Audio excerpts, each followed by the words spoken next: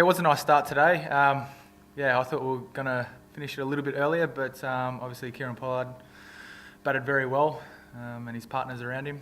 I felt like my form throughout this one-day tournament's been very good. Didn't get wickets in the first two games, but felt like I bowled really well. Obviously, Mitch Starc dominated those two games, but I think as a bowling unit we've done exceptionally well, been very consistent. I'm not sure what's going to happen in India. To be fair, we've still got one more game. We want to win 5-0, so we're almost there, and then I can focus on India. Obviously, we've got a few fast bowlers over there, but I'll definitely be pushing as hard as I can to get that into that first 11. We'll just have to get over there, get used to the conditions, and get that practice game, and hopefully do well there, and then see what they want to go. What Michael and the selectors want to go with. Competition's very hot for places to fast bowlers, isn't it? Yeah, definitely. It's probably more so than ever. Like I said, there's a few fast bowlers over there, and all bowling very well. So it's a great thing to have for Australian cricket. Obviously, in a Test series over in India, very difficult conditions to bowl in as a fast bowler. I love the challenge of bowling over there in those conditions. Obviously, against a great side. So there'll be some fiery net sessions. I'm sure. Is there any relevance this form compared to what you place in India and a different pitch, different ball as well? Yeah, it's different. Obviously, this is a one-day tournament, and wickets are definitely not the same. We'll be using different balls when we're over there. So it's totally different. So I think that's why we've seen guys go over there earlier in the Test squad to get used to the conditions. Obviously a different team that we're coming up against, a team that can play obviously very well in their own backyard, are very used to it. So the one match that we do have when we get over there after the one-day series will be a very important match to get used to the conditions, that's for sure. Mitch, just one thing about India. Can you talk to us a little bit about the SG ball and how you've learned to deal with that over a few tours, and how to get the most out of it? I love bowling with the SG ball. It's a nice feel in the hands. It's a bit thinner the seam, but it stands up taller. Obviously, in their conditions over there, what I've learnt is the ball really doesn't swing.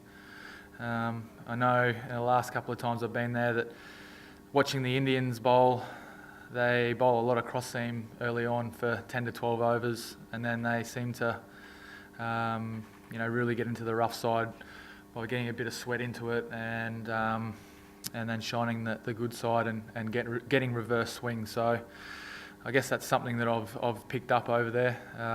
Like I said, it's a great challenge to play on their conditions, the wickets.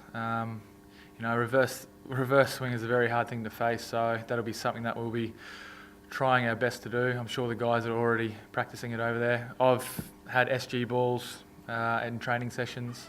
I actually went back to club training when we were in Perth and bowled with an SG ball there, and it started to do a few things early on.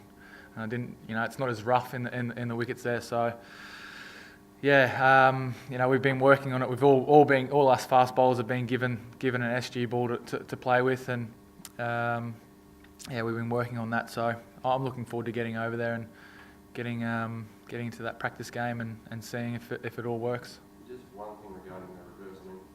With the abrasiveness of the pitches and the squares over there, it can start to go pretty early, can't it? Yeah, it does go early, and with a hard reverse swinging ball, it makes it even harder to face, I think. Like I said, been watching Zahir Khan bowl. He's an unbelievable left-arm bowler, and just watching the way that he bowled over in their conditions, and when the ball's reverse swinging, when it's hard and it's bouncing through a bit more, it's very difficult. So, and he's had a lot of success over there. So, hopefully, a few other guys like Peter Siddle have learnt from that and are going to take that into the tour. Mitch, Aaron Finch has sort of been given some opportunities over the summer to nail down a spot, and I guess he missed another chance today to sort of make a big score. How's he sort of reacted, I guess, to missing out again? He seems fine. I'm sure he would have liked to have scored runs. Obviously, his big bash in one day form has been unbelievable. But, obviously, he would have liked to have performed a little bit better, I'm sure. But he's really enjoying himself. He's in the Australian setup, and I mean, it's hard to really sort of talk for him, but just from what I've seen, he's been very good in the field for us, and would have liked to have scored a few more runs, but it's just the way it is. And just on Shane Watson, he like after Mike Hussey, I suppose, retired, there was a bit of a flat feeling in the team, but to see Shane, another batsman, really stand up since he's returned, is that encouraging? How you doing here? Yeah, it's very pleasing to see Shane performing like that. It sort of brings back memories of when he won. The year he won the AB medal, the way he batted, when he batted in Bangladesh and scored a big 100, just sort of brought flashbacks of that to me. So it's always exciting to see Shane do so well. I get on really well with Shane. We've grown up playing a lot of cricket together, and he's obviously had a lot of issues with injury, and for him to do what he's doing now, it's very pleasing, and all the guys love seeing that, and it's good to see him smiling around the team. So hopefully he can continue that. We've got one more game, like I said. Some of those straight drives he's been playing have been phenomenal. So hopefully he can continue on.